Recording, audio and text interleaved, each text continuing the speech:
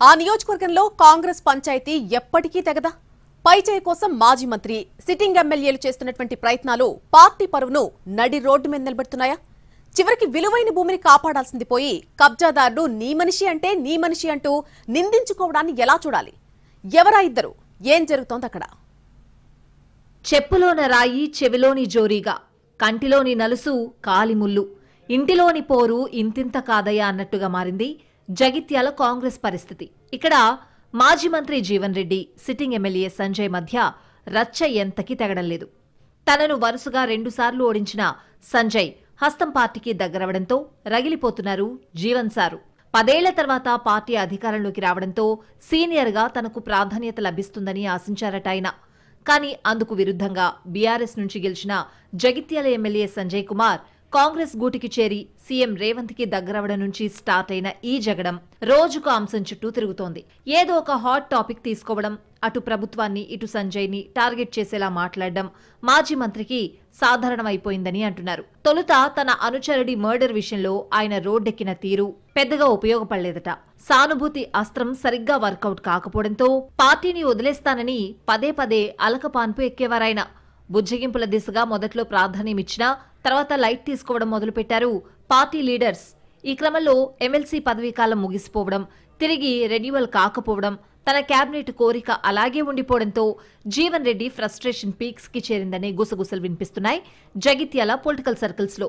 జగిత్యాల పర్యటనకొచ్చిన మంత్రి పొంగులేటితో మీదే రాజ్యం మీరే ఏలుకోండి అనడం అప్పట్లో కలకలం రేపింది. ఆ తర్వాత మంత్రి అడ్లూరి దగ్గరకు వెళ్లి ఓ చిన్న దేవస్థానం పాలకవర్గం విషయంలో పేచీ పెట్టడం, మమ్మల్ని పార్టీ నుంచి వెళ్లగొట్టండని అనడం సంచలనమైంది. ఆ విధంగా పార్టీని, ప్రభుత్వాన్ని ఇరుకున పెట్టడానికి అంది వచ్చే ఏ అవకాశాన్ని వదులుకోకుండా తన ఉనికి చాటుకునే ప్రయత్నం చేస్తున్నారు జీవన్ రెడ్డి. అదే ఊపులో నర్సింగపూర్ భూ కబ్జాల విషయంలో వేలు పెట్టేసరికి ఆయన వేలే కాలిపోవడంతో సైలెంట్ అయ్యారు. అందులో తన అనుచరుడే ఉండడంతో జీవన్ రెడ్డి కామ్ అయిపోవాల్సి వచ్చింది.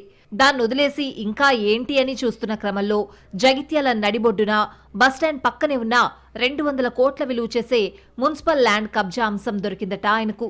ఇంకేముంది, వెంటనే ప్రెస్ మీట్ పెట్టి ఎమ్మెల్యే సంజయ్ అనుచరుడు మంచాల కృష్ణ ప్రభుత్వ భూమిని కబ్జా చేశారని, ఎమ్మెల్యే అండతోనే మున్సిపల్ ల్యాండ్ అన్యాక్రాంతమైందని విమర్శించారు. రంగంలోకి దిగిన సంజయ్ కూడా గట్టిగానే కౌంటర్ వేశారట. 4 దశాబ్దాలుగా వివాదమున్న ఆ భూమిని జీవన్ రెడ్డి మరదలు మున్సిపల్ చైర్పర్సన్ గా ఉన్నప్పుడే సదరు వ్యక్తికి దక్కేలా చేశారంటూ రివర్స్ అటాక్ చేశారు. అంతటితో ఆగకుండా జీవితాంతం పదవి కోసం కొందరు పాకులాడుతున్నారంటూ పరోక్షంగా జీవన్ రెడ్డిని ఉద్దేశించి సెటైర్లు వేశారు ఎమ్మెల్యే. అయితే ఇలా ఎన్ని రోజులు అంటూ చర్చ జరుగుతోంది జగిత్యాల కాంగ్రెస్ వర్గాల్లో. ఇద్దరూ కొట్లాడుకుని పార్టీ పరువు తీస్తూ ఉంటే పెద్దలు కూడా ఎందుకు తమాషా చూస్తున్నారన్నది క్యాడర్ క్వశ్చన్. మున్సిపల్ ల్యాండ్ కబ్జాపై రాజకీయ రగడ ఒకెత్తైతే అత్యంత విలువైన భూమిని కాపాడాల్సిన నాయకులు మాత్రం కబ్జాకు పాల్పడిన వ్యక్తి నీవాడు అంటే నీవాడు అంటూ వాదులాడుకోవడంపై జగిత్యాల ప్రజలు సైతం పెదవి విరుస్తున్నారు. మరోవైపు ఏది ముట్టుకున్నా తిరిగి తన మెడకే చుట్టుకోవడంతో ఏం చేయాలా అంటూ ఆలోచనలో పడ్డారట జీవన్ రెడ్డి. తన అనుభవాన్నంతా ఉపయోగించి ప్రయోగిస్తున్న అస్త్రాలు విఫలం కావడమే కాకుండా సాఫ్ట్ అనే పేరున్న ఎమ్మెల్యే సంజయ్ కుమార్ కు సానుభూతి పెరుగుతోందని, అందుకే గేర్ మారుద్దామా అని ఆలోచిస్తున్నట్టు తెలుస్తోంది. 1.5 ఏళ్ల నుంచి రగులుతూనే ఉన్న జగిత్యాల పొలిటికల్ పంచాయతీని సెటిల్ చేసేందుకు పార్టీ పెద్దలు పూనుకోవాలని కోరుతోంది హస్తం క్యాడర్.